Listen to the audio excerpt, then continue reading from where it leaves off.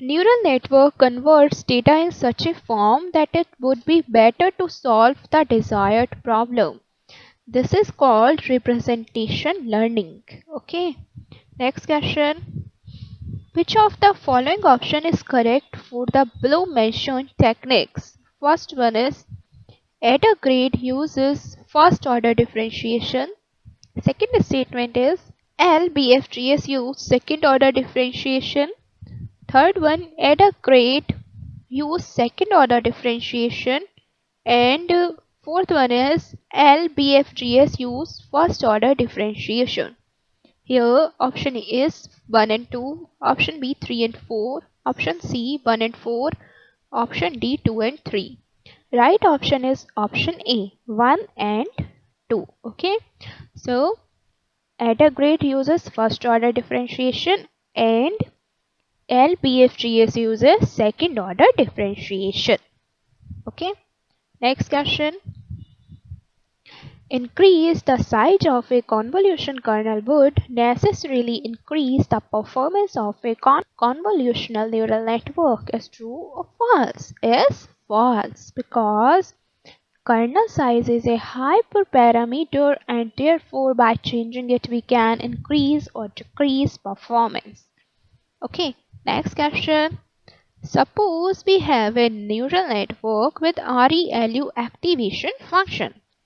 Let's say we replace ReLU activations by linear activations. Would this new neural network be able to approximate an XNOR function? यहाँ पर एक note भी given है इस question में. The neural network was able to approximate XNOR function with activation function ReLU. According to this, option A is yes and option B is no. Right answer is option B, no. Because if ReLU activation is replaced by linear activations, the neural network loses its power to approximate non-linear function. Okay, next question. Suppose we have a 5-layer neural network which takes 3 hours to train on a GPU with 4 GB VRAM. At test time, it takes 2 seconds for single data point. Now we change the architecture such that we add dropout after second and fourth layer with rates 0.2 and 0.3 respectively. What would be the testing time for this new architecture? Option A, less than 2 seconds. Option B, exactly 2 seconds. Option C, greater than 2 seconds. And option D, can't say. Right answer is option B, exactly 2 seconds. Because the change is architecture when we add dropout only change in the training and not at test time. Okay, next question. Which of the following options can be used to reduce overfitting in deep learning models? First one, add more data. Second one, use data augmentation. Third one, use architecture that generalize well. Fourth one, add regularization. Fifth one, reduce architectural complexity. According to this question, option A is 1, 2 and 3. Option B is 1, 4, 5. Option C is 1, 3, 4, 5. And option D is all of these. Right answer is option D, all of these. Okay. So, they all are the options can be used to reduce overfitting in deep learning models. Next question. Perplexity is a commonly used evaluation technique when applying deep learning for NLP tasks. Which of the following statement is correct? First statement is higher the perplexity the better. Option B is lower the perplexity the better. Right answer is option B, lower the perplexity the better. Okay. Next question. Suppose an input to max pooling layer is given above.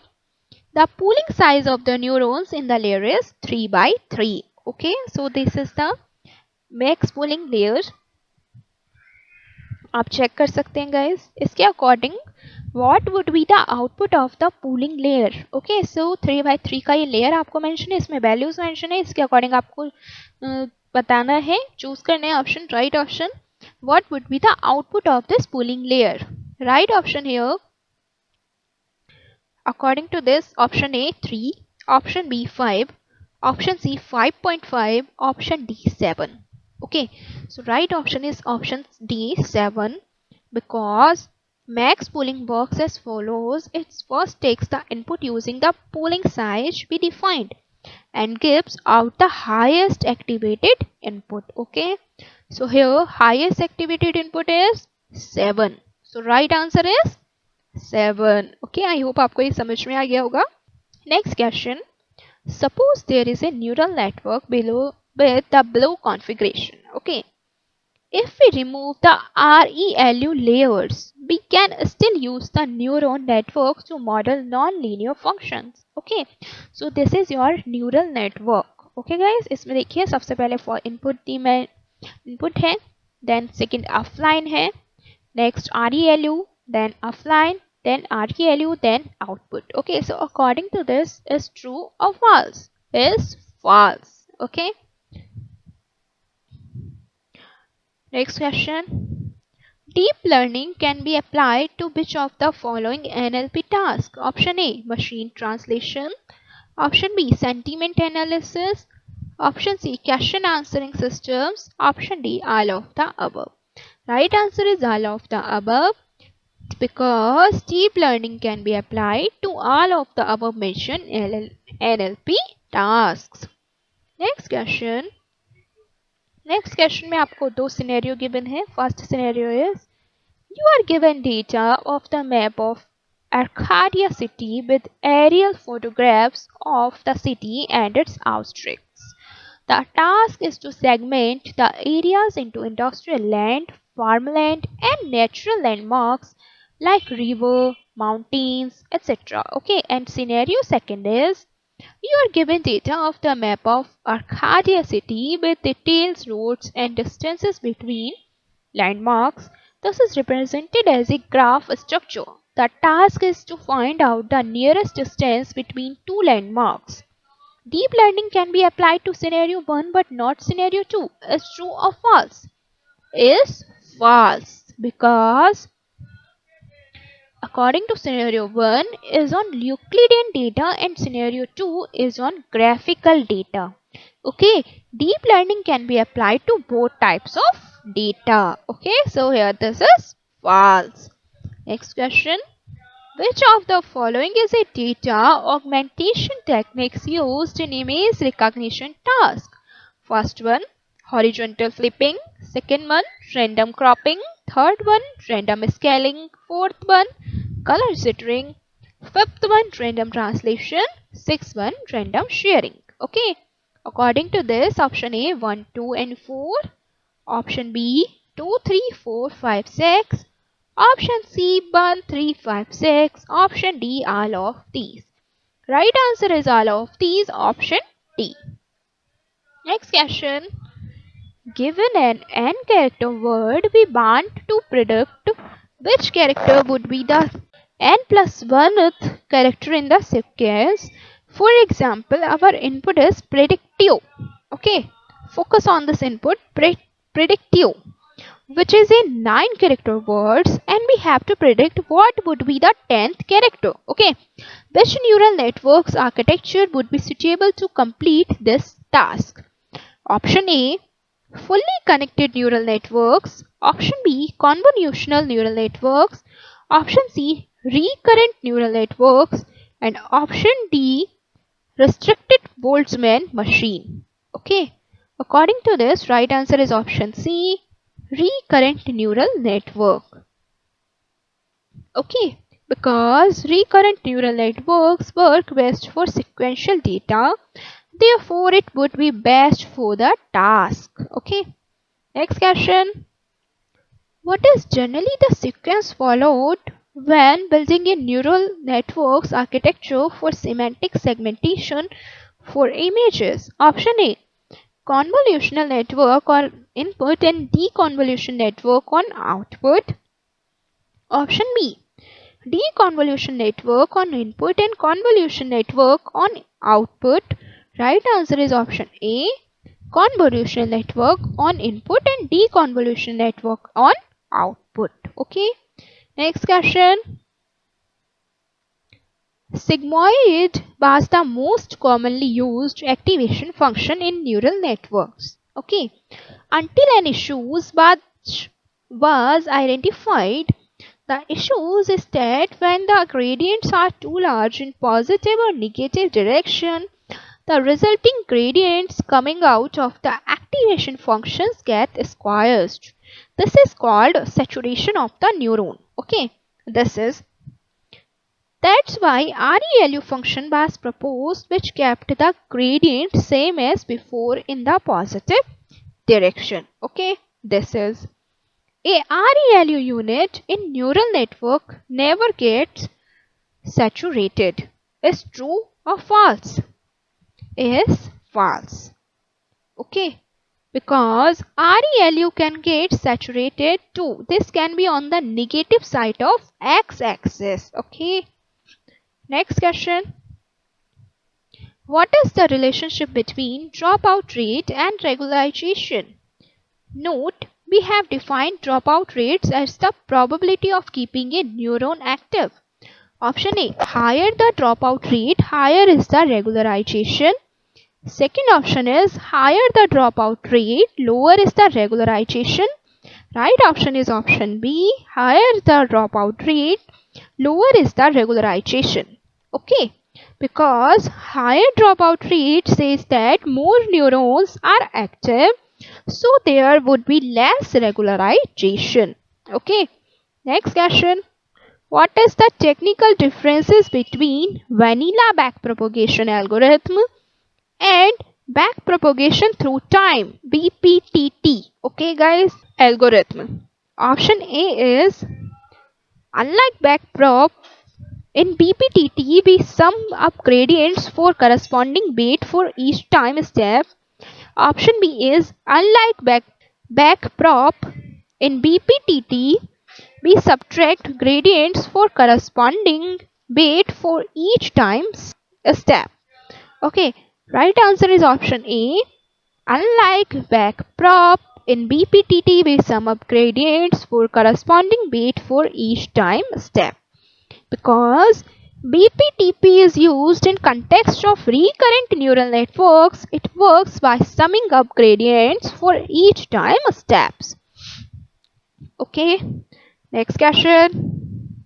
Exploding gradient problems is an issue in training deep networks where the gradient get as so large that the loss goes to an infinitely high value and the explodes. What is the probable approach when dealing with exploding gradient problem in RNNs? So option A is, use modified architectures like LSTM and GRUs. Option B, gradient clipping. Option C, dropout. Option D, none of these. Right answer is option B, gradient clipping. Because to deal with exploding gradient problem, it's best to threshold the gradient values at a specific point. This is called gradient clipping. Okay, next question. There are many types of gradient descent algorithms. Two of the most notable ones are IBFGS and SGD. IBFGS is a second order gradient descent technique, whereas SGD is a first order gradient descent technique. In which of the following scenario would you prefer IBFGS over SGD? According to this, first one, data is sparse, and second one, number of parameters of neural network are small. So option A is both 1 and 2, option B only 1, option C only 2, and option D none of these. According to this, right answer is option A, both A and B. So data is sparse as well as number of parameters of neural networks are small. Okay, because IBFGS works best for both of the scenarios. Next question. Which of the following is not a direct prediction techniques for NLP tasks? Option A, recurrent neural network. Option B, skip-gram model. Option C, PCA. And option D, convolutional neural network. Right answer is option C, PCA. Okay, next question. Which of the following would be the best for a non-continuous objective during optimization in deep neural net? Option A, LBFGS. Option B, SGD. Option C, Adagrade. Option D, subgradient method. Right answer is option D, subgradient method. Because other optimization algorithms might fail on non-continuous objectives, but subgradient method would not. Next question. Which of the following is correct? First statement is dropout randomly masks the input weights to a neuron. Second option is drop connect randomly marks both input and output weights to a neuron. Okay. According to these statements, option A is 1 is true and 2 is false. Option B, 1 is false and 2 is true. Option C, both 1 and 2 are true. And option D, both 1 and 2 are false. Okay. So right answer is option D, both 1 and 2 are false, because in dropout neurons are dropped, whereas in drop connect connections are dropped. Okay, so both input and output weights will be rendered in useless, that is both will be dropped for a neuron, whereas in drop connect only one of them should be dropped. Okay, so both 1 and 2 are false. Next question. While training a neural network for image recognition tasks, we plot the graph of training error and validation error for debugging. Okay, so this is error, this is time, this is training data, and this is validation graph. According to this, what is the best place in the graph for early stopping? Option A is A, this one. Option B is B, this one. Option C is C, this one. Option D is this one. Okay. According to this, right answer is option C, this. Okay. Because you would early stop where the model is most generalized. Therefore, option C is correct one. Okay. Here, option C is correct. Next question. Research is going on the solve image in painting problem using deep learning. For this, which loss functions would be appropriate for computing the pixel bias region to be inpainted? Okay guys, this type of question is very important. So they are image, this is input and this is output. Okay, according to this, image in painting is one of those problems which requires human expertise for solving it. It's particularly useful to repair damaged photos or videos. Below is an example of input and output of an image in painting example. Okay, according to this, option A, Euclidean loss. Option B, negative log likelihood loss. And option C, any of the above. Right answer is option C, any of the above. So यहाँ पर Euclidean loss भी हो सकता है as well as negative log likelihood loss भी हो सकता है in images में. Okay, so both A and B can be used as a loss function for image in painting problem. Okay, back propagation works by first calculating the gradient of blank space and then propagating it backwards. Question number 28. Back propagation works by first calculating the gradient of blank space and then propagating it backwards. Option A, sum of squared error with respect to inputs. Option B, sum of squared error with respect to weights. Option C, sum of squared error with respect to outputs. And option D, none of the above. Right answer is option C, sum of squared error with respect to outputs. Next question. Mini batch sizes when defining a neural networks are preferred to be multiple of 2 such as 256 or 512. What is the reason behind it? Option A, Gradient descent optimizes best when you use an even number. Second option is parallelization of neural networks is best when the memory is used optimally. Third option is losses are erratic when you don't use an even number. And next option is none of these. Right answer is option B. Parallelization of neural network is best when the memory is used optimally. Okay. Next question. Question number 31. As the length of sentence increases, it becomes harder for a neural translation machine to perform a sentence meaning is represented by a fixed dimensional vector. To solve this, which of the following could be do? Okay, according to this, option A, use recursive units instead of recurrent. Option B, use attention mechanism. Option C, use character label translation. Option D, none of these. Right answer is option B, use attention mechanism. Next question. A recurrent neural network can be unfolded into a full connected neural networks with infinite length. Is true or false? Is true. Because recurrent neuron can be thought of as a neuron sequence of infinite length of time space steps. Next question. Which of the following is a bottleneck for deep learning algorithm? Option A, data related to the problem. Option B, CPU to GPU communication. Option C, GPU memory. Option D, all of the above. Right answer is option D, all of the above, because along with having the knowledge of how to apply deep learning algorithms, you should also know the implementation details. Therefore, you should know that all the above mentioned problems are a bottleneck for deep learning algorithm. Next question. Dropout is a regularization technique used especially in the context of deep learning.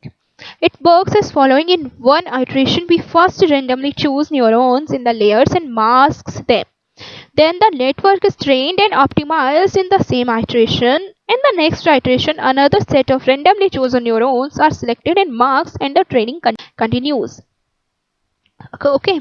Dropout technique is not an advantageous technique for which of the following layers? Option A, affine layers. Affine layers. Option B, convolutional layers. Option C, RNN layer. Option D, none of these. Right answer is option C, RNN layer, because dropout does not work well with recurrent layer. Okay, RNN stands for recurrent neural networks. Okay, we would have to modify dropout technique a bit to get good results. Next question. Suppose your task is to predict the next few notes of song when you are given the preceding segment of the song. For example, the input given to you is an image depicting the music symbols as given below. Next question. When deriving a memory cell as memory networks, we choose to read values as vector values instead of scalars. Which type of addressing would this entail? Option A, content-based addressing. Option B, location-based addressing. Right answer is option B, A, context-based addressing. Okay, next question. It is generally recommended to replace pooling layers in generators part of convolution generative adversarial nets with option A, a fine layer. Option B, striated convolution layer. Option C, fractional striated convolution layer. Option D, ReLU layer. Right answer is option C, fractional striated convolution layer. This is important question, guys. Okay guys, now let's find out this lecture. See you in the next video. Please share this video with your friends. Thanks for watching this video. Make sure to subscribe to my channel for more videos. And guys, they all are model paper based question and answer. Most of the chances and questions के आने के, but आप सभी जानते हैं AKTU का कोई भरोसा नहीं है, कहीं से भी कुछ भी क्वेश्चन आ सकता है. तो प्लीज़ आप अपने सब्जेक्ट की theory as well as multiple choice question and answer दोनों पर फोकस कीजिए अच्छे मार्क्स के लिए, जिससे आपका एग्जाम बहुत अच्छे से हो जाए. Wish you very all the best for your examination. Thanks for watching.